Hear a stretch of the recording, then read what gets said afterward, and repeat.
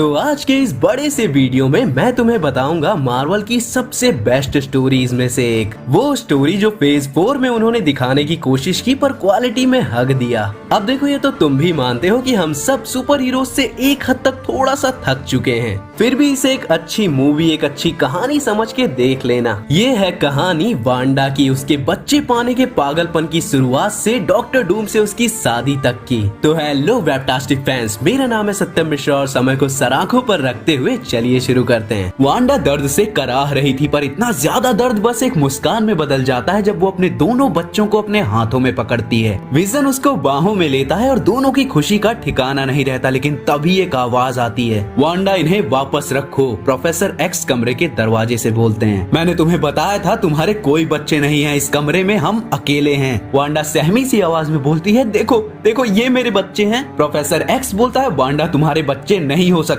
अब ये नाटक बंद करो और दुनिया को जैसी थी वैसा बनाओ। वांडा के चारों तरफ सब कुछ टूटने लगता है और वो जमीन पे अपने घुटनों में पड़ी होती है और वो चिल्लाती है, उन्हें मैंने मारा, मैंने एवेंजर्स को मार दिया, मैंने मेरे पति को मार दिया। ये बात है 6 महीने पहले की, जब वांडा खुद को संभाल नहीं पाती और अपनी पावर्स पर कंट्रोल खो देती है। उस दिन हॉकाई, एंटमैन और विजन मारे जाते हैं। कई सारे एवेंजर्स को चोट भी लगती है, शरीर पर भी और इमोशनली भी। चार्ल्स मैग्नीटो को बताता है कि जब जब वांडा अपनी पावर्स को यूज करती है फेक रियलिटी बनाने को, वो असली रियलिटी से दूर चली जाती है। हम बार बार उसे ड्रग्स देकर नहीं सुला सकते। वहीं नए एवेंजर्स टावर में चार्ल्स जेवियर बच्चे एक्समैन और एवेंजर्स की एक मीटिंग बुलाता है, एक मीटिंग वांडा का भविष्य सुनिश्चित करने की। और इधर पिएट्रो वांडा की सोती हुई बॉडी के पास अपने बाप मैग्नीटो पे चिल्लाता है, मैं अभी वही था, प्रोफेसर एक्स, एवेंजर्स, म्यूटेंट्स वो मार देंगे, वो मेरी बहन तुम्हारी बेटी को मार देंगे। मैग्नीटो बोलता है कि शायद वो सही हैं। पिएट्रो बोलता है कि मैं अपनी बहन को बचाना चाहता था, एवेंजर्स मेरी फैमिली है, पर अब वो इसे मार देंगे। मैग्नीटो खुद गुस्से में रो पड़ता है और बोलता है, तो तू क्या चाहता है, मैं क्या करूं? और पिएट्रो के पास कोई जवाब नहीं था, वो उसके पैरों में गिर जाता है। वहाँ मीटिंग में अभी भी बहस चल रही थी। वुल्वरीन बोलता है कि हाँ हाँ उसे मार दो। वहीं कैप्टन अमेरिका बोलता है कि हम जिंदगियों का सौदा नहीं करते, यहाँ हमेशा कोई दूसरा तरीका जरूर होता है। तो एमा फ्रॉस्ट बोलती है कि प्रोफेसर एक्स सबसे बड़ा साइकिक, लेकिन वो भी कुछ नहीं कर पाया। डॉक्टर स्ट्रेंज जो कि इतना मायावी महागुरु है, इतनी तंत्र मंत्र और विद्या आती है, वो भी कुछ नहीं कर पाया। तो बताओ कौन सा रास्ता बचता है? सारे के सारे एक्समैन उसे मारने को तैयार थे, क्योंकि वो एक म्यूटेंट थी, तो जो भी वो करती उसका खतरा म्यूटेंट्स पर जरूर आता। लेकिन अवेंजर्स, वो एक अवेंजर भी थी, इसीलिए कोई भी अवेंजर्स उसे मारने को तैयार नहीं थे। कुछ अवेंजर्स जैसे कि आयरन मैन को छोड़कर, उसका उसूल है जान है तो जहान है। वुल्वरीन बोलता है कि वो तुम में से कितनों को मारेगी तब तुम्हें अकल आएगी। पर आखिर में ये डिसाइड होता है कि सब वांडा से एक बार बात जरूर करेंगे कि आखिर वो चाहती क्या है। पर जैसे ही वो वहाँ पहुँचते हैं जहाँ लास्ट एवेंजर्स की लड़ाई में तबाही हुई थी, वहाँ कोई नहीं था। सब डर जाते हैं क्योंकि वांडा कहीं नहीं थी। प्रोफेसर एक्स और एमा फ्रॉस्ट कोई भी उसे नहीं ढूंढ पा रहा था। सब साथ में वहाँ से निकलते हैं, लेकिन पूरी जगह अंधेरे में डूब रही थी। पीटर की मकड़ी घंटी बजती है और एक रोशनी सबको अंधा कर देती है। पीटर बेड पे था, एक लड़की की आवाज उसकी नींद खोलती है, लेकिन वो वापस चद्दर ओढ़ के सो जाता है और उसके बेड के पास एक फोटो रखी थी ग्वेन और पीटर की शादी की। और वहीं म्यूटेंट सब इंसानों के बीच रहते हैं और कैप्टन अमेरिका एक रिटायर्ड बुढ़ा था जो अकेला था। साइक्लॉप्स के घर पे एक मूवी की बात चल रही थी जिसमें मेरी जेन वाटसन हीरोइन थी और उसके साथ उसके घर में थी एमा फ्रॉस्ट। दोनों प्यार में थे, दोनों साथ में थे और आम जिंदगी गुजार रहे थे एक दूसरे के साथ। वंडरमैन एक इंटरव्यू में था, वो फेमस स्टार बन चुका था और सब उससे उसकी स्पेशल वुमेन मिस मार्वल के बारे में पूछ रहे थे। अब यहाँ पर ध्यान देना कि कैरल डेनवर्स ही मिस मार्वल है, क्योंकि तब तक कॉमिक्स में कमाला खान की एंट्री नहीं हुई थी। और यहाँ मिस मार्वल सबसे फेमस सुपर हीरो थी। वहीं किटी प्राइड एक टीचर बन गई थी जो छोटे छोटे म्यूटेंट्स बच्चों को पढ़ाती थी। वहीं अपना फाल्कन एक डिटेक्टिव बन चुका था और अपना स्टीफन स्ट्रेंज जादूगर नहीं बल्कि एक साइकोलॉजी डॉक्टर था और वास्प स्टॉर्म की फैशन डिजाइनर बन गई थी। लेकिन भाई साहब वुल्वरीन को शक था कि कुछ तो गलत हो रहा है। वो अचानक से खुद को एक गटर में और उसके बाद बेड पर पाता है जहाँ मिस्टीक थी। वो ऐसे बिहेव करती है जैसे कि आखिरी रात उनके बीच कुछ हुआ हो। लेकिन वुल्वरीन कंफ्यूज था और वो कमरे से बाहर चला जाता है। सब उसे जेम्स कहकर बुला रहे थे और वो हेली कैरियर पर था जिसके चारों ओर आयरन मैन के रोबोट और जेट उड़ा रहे थे। तो हुआ यूं कि वो अपनी रियलिटी में थे ही नहीं। ये सारे के सारे किसी और रियलिटी में फंस गए थे जो इनको ही लेके नई नई बना थी, और जिसमें सारे हीरोज जो कैद हुए थे उन्हें उनकी मनचाही जिंदगी जिसकी वो कल्पना करते थे वो दी गई थी। वुल्वरीन की आंखें खुली रह जाती हैं क्योंकि इस नई रियलिटी में भी उसे पहले की बातें याद आ रही थी, उसका दूसरे हीरोज के साथ और उनके खिलाफ लड़ना, जीन ग्रे के साथ जो कुछ भी हुआ, और उसके कानों में चार्ल्स जेवियर की आवाज गूंज रही थी कि हमें वांडा का भविष्य सुनिश्चित करना होगा। उसको वो आखिरी पल तक भी याद आ रहे थे। मिस्टीक बोलती है कि जेम्स तुम ठीक हो? लोगन बोलता है कि मुझे सब कुछ याद आ रहा है। फिर वो पूछता है कि कल हमने क्या किया था। वो उसे किसी मिशन के बारे में बताती है और वो नकली यादें भी उसके दिमाग में थी। मिस्टीक उसे मैडम वेब के पास ले जाने के लिए बोलती है, लेकिन लोगन के दिमाग में बस एक ही नाम गूंजता है, चार्ल्स जेवियर। वो हेली कैरियर से कूद जाता है और चोटों के साथ बिल्डिंग से टकराते हुए गिरता है और देखता है कि ये वो न्यूयॉर्क नहीं है जो उसे याद था। बहुत कुछ बदल चुका है और वो समझ नहीं पाता कि आखिर चल क्या रहा है। वो किसी की मोटरसाइकिल चुराता है और पहुंच जाता है चार्ल्स जेवियर के घर पे, लेकिन वहाँ तो 15 सालों से कोई और रह रहा था। उसका दिमाग खराब हो जाता है। वो फोन में पता लगाना चाहता है कि चार्ल्स जेवियर कहाँ है, लेकिन पूरे शहर में जहाँ जहाँ वो जानता था वहाँ इस नाम का कोई बंदा नहीं था। वो आगे पूछता है, उससे पहले वो देखता है कि कुछ म्यूटेंट्स किसी को परेशान कर रहे हैं, तो वो फोन छोड़कर वहाँ चला जाता है। तभी उसके साथ ही म्यूटेंट्स जो अब सील्ड एजेंट थे उस पर गन तान लेते हैं। वो पूछता है कि तुमने मुझे ढूंढा कैसे? वो बोलते हैं तुझे पता नहीं कि तेरे अंदर ट्रैकर है? तो वो बिना कुछ बोले सबको मारता हुआ उनसे बचता हुआ अपनी बाइक लेकर उन सबसे दूर भाग जाता है। पर रास्ते में उसे क्लॉक खड़ा मिलता है। उसके पास गाड़ी घुमाने का टाइम नहीं था और वो सीधा अंदर घुस जाता है और क्लॉक उसे कहीं और टेलीपोर्ट कर देता है। वहाँ कुछ लोग थे, उनमें से एक बोलता है कि तुझे सारे सवालों के जवाब मिलेंगे, लेकिन सबसे पहले अपना ट्रैकर तोड़। लोगन समझ नहीं पाता, लेकिन पीछे से आवाज आती है, जैसा बोला है वैसा कर। और वहाँ हॉकाय अपना तीर ताने खड़ा था। हॉकाय बोलता है कि मैं जानता हूँ तू सील्ड का एजेंट है और अब जल्दी से अपनी गर्दन पर लगा ट्रैकर तोड़, वरना मैं उखाड़ दूंगा। लोगन बोलता है कि पहले मुझे केस से बात करनी है। जी हाँ, यहाँ पर ल्यूक केज की बात हो रही है। पर हॉकाय सीधा उसकी गर्दन पर तीर मार देता है। टाइम वेस्ट हो रहा था इसलिए, और वुल्वरीन वहाँ पर ही बेहोश हो जाता है। हॉकाय और ल्यूक केज लड़ने लग जाते हैं कि वुल्वरीन को क्यों तीर मारा, लेकिन लोगन का तो जानते ही हो कि वो ज्यादा देर तक डाउन नहीं रह सकता है और वो वापस से खड़ा हो जाता है। लोगन बोलता है मैं कितनी देर बेहोश था? वो बोलते हैं भैंस की आंख, तू अभी तक जिंदा कैसे है? लोगन बोलता है बहुत देर हो गई। अगर मुझसे बात करनी थी तो ट्रैकर यहाँ लाने से पहले हटाना था। और तभी वहाँ बड़े बड़े आयरन रोबोट्स हमला कर देते हैं। कुछ लोग मारे भी जाते हैं। वो तो क्लॉक बाकियों को टाइम पे वहाँ से बाहर टेलीपोर्ट कर देता है और वो बच जाते हैं। और वो जहाँ टेलीपोर्ट होते हैं वहाँ से हेल्स किचन जो कि तबाह हो चुका था वो दिखाई दे रहा था। ल्यूक केज बोलता है कि म्यूटेंट तो उन सब की जानों के बराबर काम का तो होना चाहिए। लोगन बोलता है कि मुझे पता है यहाँ पर क्या चल रहा है, लेकिन तू मुझ पर भरोसा नहीं करेगा। ल्यूक केज बोलता है कि कोशिश तो कर।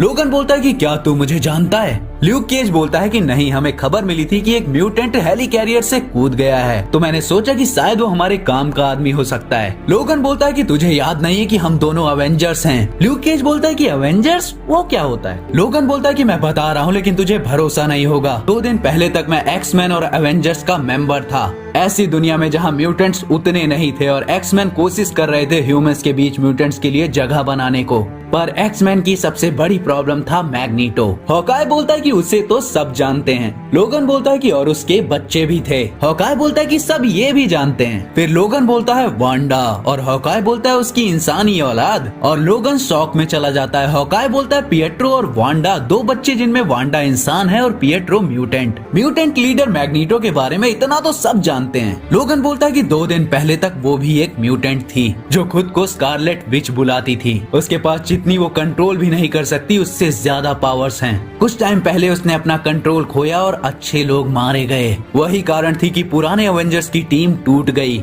उसने अपनी ही टीम के आधे म्यूटेंट्स को मार दिया। उसकी पावर्स और दिमाग ठिकाने पर नहीं था, पर जब तक हम उसको ठिकाने पर लगाते पूरी दुनिया सफेद हो गई और मैंने आंखें यहाँ खोली। मैग्नीटो मास मर्डरर से दुनिया का लीडर बन गया। कोई एवेंजर्स और एक्समैन टीम नहीं, म्यूटेंट्स दुनिया को चला रहे हैं। क्लिंट पूछता है कि और मैं क्या था पहले? लोगन बोलता है कि मुर्दा, विच ने तुझे महीनों पहले ही मार दिया था। फिलिसिया बोलती है कि ये सब कोई म्यूटेंट ट्रिक लगती है। तो लोगन बोलता है कि तुम सब क्या हो? ल्यूक केज बोलता है कि बस इंसानों को उनका हक दिलाने की कोशिश कर रहे हैं। लोगन बोलता है कि तुमसे यही उम्मीद थी Iron Fist, Moon Knight. Luke Cage बोलता है कि फिर हमें सब कुछ वापस से ठीक करने के लिए क्या करना होगा? लोगन बोलता है कि क्या तुम्हें मुझ पर भरोसा है? ल्यूक केज बोलता है कि हाँ, क्योंकि तुम जो बोल रहे हो वही सेम चीज कल उस लड़की ने भी बोली थी। वुल्वरीन उस लड़की से पूछता है कि वो कौन है और वो अपना नाम लायला बताती है। मेरे पेरेंट्स, मैं हेल्स किचन में रहती थी, पर कल जब मैं जागी तो दुनिया बदल चुकी थी। कुछ तो गलत है या फिर शायद मैं पागल हो चुकी हूँ। लोगन उसे समझाता है कि वो पागल नहीं है। फिलिसिया पूछती है कि तुम्हें क्या लगता है कि तुम्हें और उस लड़की को ये सब कुछ क्यों याद है। लोगन बोलता है कि इतने सालों में मेरे दिमाग से इतनी बार छेड़छाड़ की गई है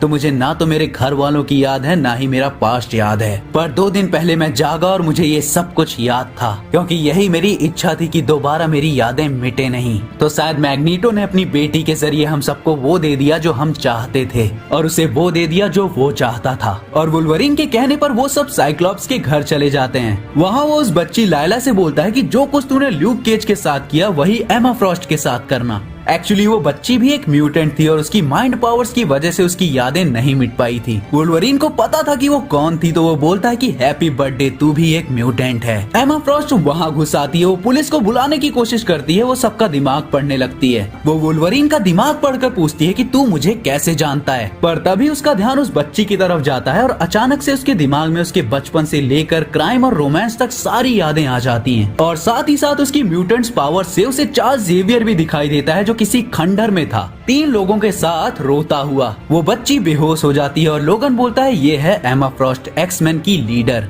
एमा गुस्से में बोलती है कि बहुत हो गया लोगन, हम मैग्नीटो को ढूंढ निकालेंगे और हम उसे जान से मार देंगे। लोगन शांति से बोलता है कि हमें उस चीज के लिए और भी लोगों की जरूरत पड़ेगी और अगर मिल भी गए तो इसका मतलब ये नहीं कि दुनिया के लंगर नहीं लगे हुए अभी। एमा फ्रॉस्ट लायला के दिमाग में घुसती है उसकी शक्तियों के बारे में जानने के लिए और उसे पता चलता है कि लायला की पावर्स उन सबसे अलग और स्पेशल है। तो एमा बोलती है कि तुझे मुझ पर भरोसा करना होगा और तुझे जल्दी से जल्दी बड़ा होना होगा। पूरी दुनिया का बुरा हाल हो चुका है एक बद दिमाग म्यूटेंट की वजह से और तुझे ये सब वापस से ठीक करना होगा, पर मैं यहीं तेरे पास रहूंगी। तभी साइक्लॉप्स वापस से घर आ जाता है। एमा लायला को पकड़ के बोलती है ये है स्कॉट समर्स, अब तू उस पर फोकस कर और अपने दिमाग को मेरे साथ मिला और बस फोकस कर। स्कॉट को भी फाइनली सब कुछ याद आ जाता है। वो पूछता है कि प्रोफेसर कहाँ है और वुल्वरीन बताता है कि वो कहीं नहीं मिल रहे, सब इधर उधर फैले हुए हैं और हम कुछ ही लोगों को ढूंढ सकते थे। इधर पीटर पार्कर अपने अंकल, आंट, ग्वेन और उसके बच्चे के साथ घूमने आया हुआ था। उसका मन कहीं ना कहीं तो भटका हुआ सा था, लेकिन वो अपनी फैमिली के साथ था। तभी वो सारे रेबेलियंस उसके सामने आ जाते हैं। एमा देर नहीं लगाती लायला का यूज करने में और फाइनली पीटर को भी सब कुछ याद आ जाता है। उसके सारे विलेंस, जेमिसन और मेरी जेन से उसकी पहली मुलाकात और फिर शादी। पर वो गिरने लगता है, रोने लगता है, चिल्लाने लगता है क्योंकि इससे अंकल, बेन और ग्वेन की डेथ की यादें भी उसके सामने आ गई थी। पर वो खुद भी उसके सामने खड़े थे। एमा फ्रॉस्ट उसकी फैमिली को माइंड कंट्रोल करके दूर भेज देती है और पीटर पार्कर छत पे भाग जाता है। साइक्लॉप्स बोलता है कि पीटर से कौन बात करेगा और वुल्वरीन तैयार हो जाता है जाने को। पीटर रोते हुए बोलता है कि मुझे बता दे लोगन कि ये सब कुछ झूठ है, बोल दे कि ये मिस्टीरियो का कोई चला हुआ है, बोल दे कि ये सब बस मेरे दिमाग में है। बता लोगन कि क्या तेरे साथ भी ये हो रहा है। मेरी यादें, मेरे पास वो यादें हैं जो मैंने कभी नहीं जी और वो यादें भी जो मैंने जी हैं। मेरा एक बेटा भी है। लोगन बोलता है कि छोड़ इन सब बातों को, हमें और भी बहुत काम करना है। पीटर बोलता है कि तुम्हें सुपर पावर्स मिलेगी, तुम कुछ बुरे लोगों से लड़ोगे, लेकिन ये तो कहीं नहीं लिखा था ना कि मुझे ये सब झेलना होगा बार बार हर बार। लोगन बोलता है कि तू अकेला नहीं है जिसके साथ ये सब हुआ है। पीटर अपने गुस्से को कंट्रोल करते हुए बोलता है कि लोगन मुझे लगता है कि मैं उन्हें मार दूंगा, मैं मैग्नीटो और उसकी पागल बेटी को मार दूंगा, मैं खुद को नहीं रोक पाऊंगा। लोगन बोलता है कि ये नौबत ही नहीं आएगी क्योंकि मैं पहले ही ये सब कर चुका हूँगा। Kitty Pride, Stephen Strange, Carol Danvers, Tony Stark, Matt Murdock, Jennifer Walters Emma Layla की मदद से सबकी यादें लौटा देती है, सिर्फ कैप्टन अमेरिका को छोड़कर क्योंकि वो यहाँ पर बस एक बूढ़ा था। एमा फ्रॉस्ट मीटिंग में बोलती है कि मैग्नीटो ने अपनी बेटी का यूज किया अपना सपना पूरा करने में और उसने चार्ल्स जेवियर को ड्रग दे के या किसी तरह हमारे दिमाग से भी खिलवाड़ किया और हमारे सपने भी पूरे कर दिए, क्योंकि चार्ल्स जेवियर ही इतना पावरफुल साइकिक है पर वो भी अभी गायब है। पर हॉकाई को भरोसा नहीं था। एमा उसे समझाती है कि लायला उसकी पुरानी मेमोरीज दे सकती है, लेकिन वो कंफ्यूज था क्योंकि असली दुनिया में वो जिंदा ही नहीं था। पर तभी वहाँ हमला हो जाता है सील्ड एजेंट्स का। दोनों साइड में घमासान लड़ाई होती है, पर जैसे ही लायला पकड़ी जाती है वो दर्द में अपनी पावर्स का यूज करती है और उन म्यूटेंट सील्ड एजेंट्स की यादें भी वापस आ जाती हैं। वो सब उन लोगों को संभालने की कोशिश करते हैं, लेकिन तब तक कुछ और हो गया था। हॉकाई वहाँ से गायब था। पर एमा फ्रॉस्ट बोलती है कि उसे जाने दो। रोग यहाँ खुद शॉक में थी कि आखिर वो बच्ची है कौन।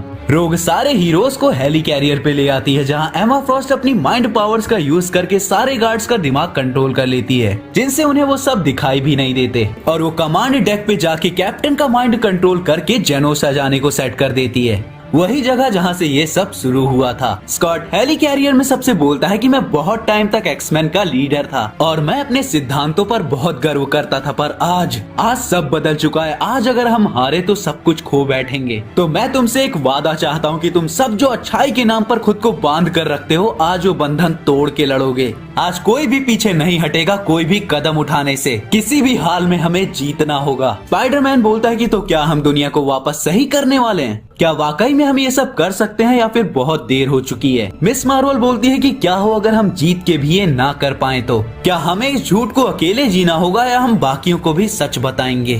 तभी जेसिका यानी स्पाइडर वुमन बोलती है कि क्या हम खुश नहीं थे? उन्होंने सबको वो दे दिया जो उनका जर्रा जर्रा चाहता था। शायद ये हमारे अच्छे के लिए ही था। लोगन शांति से बोलता है कि एक दिन जेस तू शर्मिंदा होगी कि तूने ऐसा बोला। जेसिका बोलती है कि अरे सुनो तो, जब इतना बड़ा कुछ होता है तो जरूरी नहीं कि हम हर चीज को बदल दें। जैसे कभी कोई मिट्योर धरती पर गिरता है और पूरी सभ्यता मिट जाती है, तो शायद हमें इसी हसीन झूठ के साथ जीना चाहिए कि जो कुछ होना था हो गया। लोगन बोलता है कि अब 2 चीजें हो गई जिसके लिए तू शर्मिंदा होगी। एमा फ्रॉस्ट बोलती है कि हमें जेवियर को ढूंढना होगा। स्पाइडरमैन ये सब सुन के उस कमरे से बाहर चला जाता है। किटी बोलती है कि उसने कभी स्पाइडरमैन को ऐसे नहीं देखा। साइक्लॉप्स बोलता है कि तो सबका हो गया, अब 3 टीम बनेंगी, क्योंकि एमा और स्ट्रेंज के हमें छुपाने से भी उन्हें पता चल जाएगा कि कुछ तो गड़बड़ है। उसके बाद हमें चार्ल्स को ढूंढना होगा और लायला को उसे होश में लाना होगा। तो क्लॉक, तुम एमा और लायला के साथ रहना। इधर जेनोसा में डॉक्टर डूम का स्वागत हो रहा था। डॉक्टर स्ट्रेंज वांडा पे कंट्रोल पाने के लिए पूरी तरह से तैयार हो रहे थे।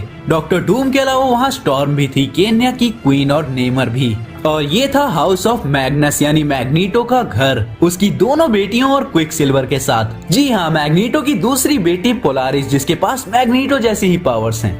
और जब वहाँ बड़े बड़े आयरन मैन रोबोट्स का अटैक होता है तो वो दोनों ही मिलकर उसे रोकते हैं। पर ये तो बस शुरुआत थी और सारे हीरोज टूट पड़ते हैं और सब पर घर में घुस के अटैक करने के लिए। कोई अपने आप से पीछे नहीं हट रहा था। आज तो स्पाइडरमैन भी किसी को मारने से रोक नहीं रहा था, चाहे वो खुद किसी की जान ना ले रहा हो। क्लॉक लायला और एमा फ्रॉस्ट को वहाँ टेलीपोर्ट कर देता है जहाँ चार्ल्स जेवियर था। वो चार्ल्स जेवियर को वहाँ ढूंढने लगते हैं, लेकिन जो उन्हें मिलता है वो उसके लिए तैयार नहीं थे। एमा अपने घुटनों पे गिर के रोने लगती है। चार्ल्स जेवियर मर चुका था, वहाँ बस उसकी कब्र थी। पर क्लॉक अपनी पावर्स यूज करता है और बताता है कि कोई कॉफिन, कोई बॉडी नहीं है यहाँ। खेल अभी खत्म नहीं हुआ है। सारे हीरोज और मैग्नीटो के साथी आपस में लड़ रहे थे। वो पूरी जगह तबाह हो रही थी। रोग नेमर जैसे पावरफुल बंदों की पावर सोख रही थी, चाहे इससे वो मर ही क्यों ना जाती। पोलैरिस बोलती है कि पिएट्रो, वांडा को अंदर ले जाओ, मैं ज्यादा देर तक ये शील्ड नहीं लगा सकती। पिएट्रो वांडा को उठा के जाने लगता है, लेकिन वांडा उसके हाथों में ही टूटने लगती है। डॉक्टर स्ट्रेंज को एक बिल्डिंग में कुछ लाल चमक दिखती है और वो अपनी एस्ट्रल प्लेन से उस बिल्डिंग के अंदर घुस जाता है, जहाँ वांडा 2 बच्चों के साथ खेल रही थी। डॉक्टर स्ट्रेंज पूछता है कि वांडा तुम कैसी हो? हमें लगा कि हमने तुम्हें खो दिया, बाहर तुम्हारी बॉडी बिखर गई थी। वांडा बोलती है कि ओह, वो बॉडी मेरी नहीं थी, वो बस दिखने वाली चीज थी। कुछ बुरा हुआ क्या? मैं उसे दोबारा बना लूंगी। डॉक्टर स्ट्रेंज पूछता है कि क्या मैं भी खेलूं तुम्हारे साथ? वांडा कहती है कि जरूर, मुझे भी तुम्हें देखकर अच्छा लगा। आखिरी बार जब तुम मिले थे तब मेरे बच्चे हुए थे, आज जेनोसा में कैसे आना हुआ? डॉक्टर स्ट्रेंज बोलता है कि तू लाई है हमें यहाँ, तूने जवान लायला को क्रिएट किया हमें यहाँ लाने को। वांडा बोल देती है कि मैं तो उसे जानती भी नहीं। डॉक्टर स्ट्रेंज बोलता है कि कैसे याद होगा, तुमने पिछले टाइम में क्या कुछ नहीं बनाया? क्या तुमने अपने आप को भी बनाया था? 1 साल पहले सबको लगा कि वो मर गया, पर अचानक से वो वापस आ गया। माफ करना मैं तुम्हें इतना परेशान नहीं करता, लेकिन बाहर हमारे दोस्त लड़ रहे हैं तेरी वजह से, और हाँ, तेरे बाप की वजह से भी। वांडा दीवार खोल के बाहर देखती है तो उसे दिखती है आग और तबाही। वो दुखी होकर शांति से बोलती है कि मैंने ये सब किया था ताकि हर कोई खुश रह सके, पर मैं कुछ भी करूं लोग लड़ते ही रहेंगे हमेशा। डॉक्टर स्ट्रेंज बोलता है कि तेरे बाप ने बताया कि ये तरीका सही है। वांडा बोलती है कि ये कहानी और उलझी हुई है, वो बस मुझे बचाना चाहते थे, मुझे सबसे सुरक्षित रखना चाहते थे। और फिर डॉक्टर स्ट्रेंज को वो पास्ट दिखता है जहाँ क्विक सिल्वर मैग्नीटो को बताता है कि जेवियर और बाकी सब वांडा को मारने का प्लान बना रहे हैं, और वो मैग्नीटो के पैरों में गिर जाता है। पर मैग्नीटो के जाने के बाद वांडा खड़ी हुई थी। वो पिएट्रो से बोलती है कि तुझे हमारे दोस्तों से लड़ने की कोई जरूरत नहीं, मैं उन्हें नहीं रोकूंगी क्योंकि वो सही हैं। ये सब महीनों पहले ही हो जाना चाहिए था। क्या मैं कायर हूँ जो मैंने अब तक खुद को नहीं मारा? हमें कभी कोई मौका ही नहीं मिला। हमारे पिता ने हमसे ऊपर ऊपर म्यूटेंट रेस को चुना। हम तो बस छोटे बच्चे थे, हमें तो अवेंजर्स बनना पसंद था, हमें हीरोज बनना पसंद था, वो हमारे परिवार थे। चाहे थोड़े समय के लिए ही मैं कुछ भी कर सकती थी उन्हें वापस पाने को। पिएट्रो पूछता है कि क्या ऐसा हो सकता है, एक जगह जहाँ सब खुश हों? मैं तेरे साथ रहूंगा, तुझे बचाए रखूंगा। चार्ल्स जेवियर का माइंड तेरे अंदर, तू उसकी पावर्स और अपनी पावर्स को एक साथ यूज करेगी। हमारे दोस्त, हमारे पिता, सबको वो मिलेगा जिसका वो सपना देखा करते थे। हम सब फिर से एक परिवार होंगे, बिना लड़ाई के। हाँ वांडा, तुम सब कुछ सही कर सकती हो। तुम्हें शायद इतनी पावर्स मिली ही इसलिए है ताकि तुम ये कर सको, और यही तुम्हारा पर्पस है। क्योंकि अगर तुमने ऐसा नहीं किया तो वो तुम्हें मार देंगे और हम कभी एक साथ नहीं रह पाएंगे।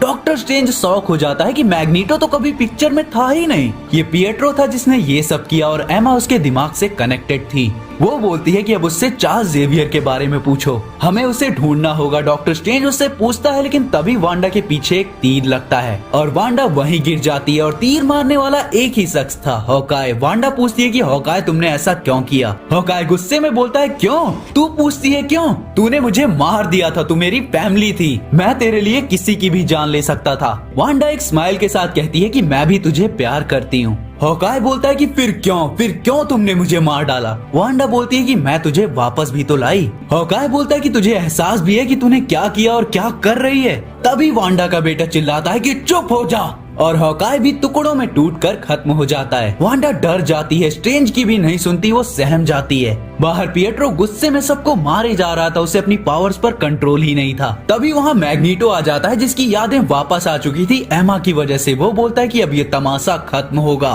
पिएट्रो चिल्लाता है कि तू उन लोगों के हाथों से मरने देता? मैग्नीटो बोलता है कि तूने मुझे और वांडा को इस्तेमाल किया है, तूने इतना सब कुछ कर दिया और नाम मेरा लगा दिया। और वो एक बड़ी सी मेटल प्लेट पिएट्रो के ऊपर फेंकता है। पिएट्रो जमीन पर गिर जाता है और वांडा को इस चीज का एहसास होता है और वो आंसुओं से घिर जाती है और वो उसके पास आती है। एमा सबको रोकती है कि वांडा से दूर रहो, अभी वो कुछ भी कर सकती है। उसका दिमाग फट रहा है पिएट्रो की मौत देखकर। वांडा पिएट्रो की बॉडी अपने हाथों में लेकर बोलती है कि वो हमारी खुशी चाहता था, देखो आपने क्या कर दिया फादर। पिएट्रो सही था, आपने हमारी जिंदगी बहुत पहले ही बर्बाद कर दी थी। कौन सा पिता अपने बच्चों के साथ ऐसा व्यवहार करता है? आपको लगता है कि आप सबसे बेटर हैं, आपको लगता है कि म्यूटेंट्स इन लोगों से बेहतर हैं, आपको लगता है कि हम डिजर्व करते हैं राज करना? तो हाँ, मैंने आपको वो सब दिया भी। सब कुछ मिलने के बाद भी आप एक बुरे इंसान हो। हम कोई भगवान नहीं है, हम शैतान हैं। आपने म्यूटेंट्स को अपने बच्चों से ऊपर दर्जा दिया, तो पापा नो मोर म्यूटेंट्स। सिर्फ तीन शब्द काफी थे सब कुछ बदल देने को।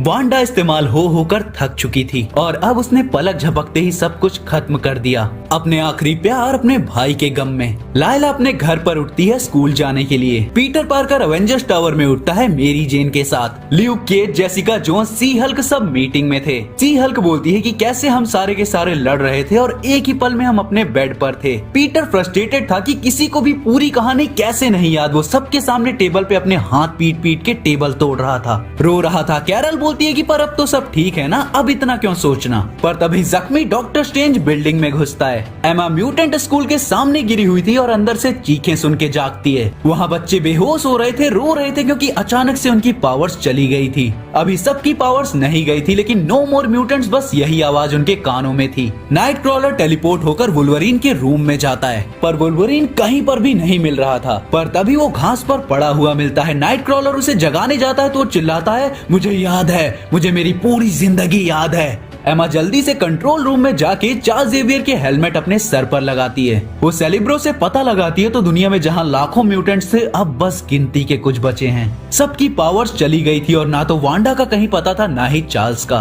पूरा स्कूल तबाही में था, लोगों को कुछ भी याद नहीं आ रहा था। उनकी जिंदगियां उनकी आंखों के सामने बदल गई थी। वांडा ने म्यूटेंट जीन को ही खत्म कर दिया था और प्रोफेसर एक्स का कहीं अता पता नहीं था। यहाँ तक कि गवर्नमेंट न्यूज तक आ गई थी कि कैसे एक वायरस की तरह म्यूटेंट जीन लाखों म्यूटेंट्स के शरीर से गायब हो गया और उसके साथ गायब हो गई उन सबकी सारी पावर्स। और लोग बोल रहे थे कि ये भगवान का काम है, जो ये म्यूटेंट नाम की बीमारी है ये खत्म होने की कगार पर है। और अवेंजर्स ये सब कुछ सुन रहे थे। डॉक्टर स्ट्रेंज बोलता है कि उस इवेंट के टाइम जो लोग एमा और मेरे स्पेल से बच गए थे, बस उन्हीं को क्या हुआ ये पूरी तरह याद है, यानी जैसे स्पाइडरमैन को। डॉक्टर स्ट्रेंज की आवाज में घबराहट थी। आयरन मैन पूछता है कि वो ठीक तो है? तो डॉक्टर स्ट्रेंज बोलता है कि मैं वांडा को नहीं ढूंढ पा रहा, मेरी जिम्मेदारी थी धरती को ऐसे ही खतरों से बचाना, लेकिन मैं हार गया। स्पाइडरमैन बोलता है कि डॉक्टर स्ट्रेंज मैं परमिशन देता हूँ, बस मुझे भुला दे जो कुछ भी मेरे साथ हुआ है। डॉक्टर स्ट्रेंज बोलता है कि मैं ऐसा नहीं कर सकता। स्पाइडी गुस्से में पंच बनाता है और चिल्लाता है, मैंने कहा मेरे दिमाग से ये यादें निकाल।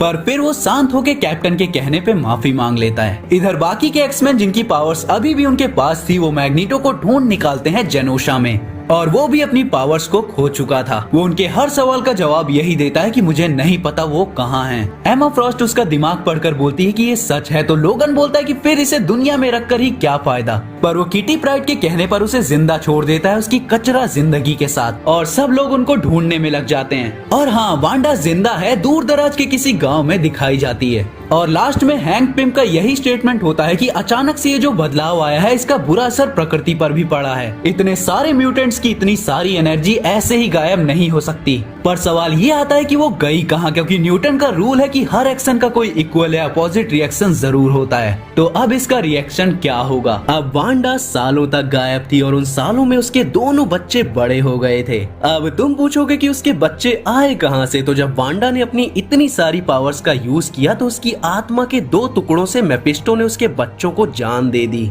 अब वो बच्चे अलग अलग जगह बड़े हुए, पर क्योंकि उनमें पावर्स थी तो उन्होंने यंग एवेंजर्स ज्वाइन कर लिया, बिना ये जाने कि असल में वो दोनों भाई हैं। तो अब इतने सालों तक वांडा कहाँ थी? इस कहानी में उसके बच्चे इम्पोर्टेंट हैं। तो इस स्टोरी का मेन कैरेक्टर है विकान, यानी वांडा का बेटा। अब एक दिन विकान बिना जाने अपनी पावर्स को बहुत ज्यादा लेवल पे यूज कर लेता है, तो सारे एवेंजर्स डर जाते हैं कि इसकी माँ की तरह ये भी आउट ऑफ कंट्रोल ना चला जाए। तब वो उसे बताते हैं कि टॉमी और तू एक विच के ट्विन बेटे हो।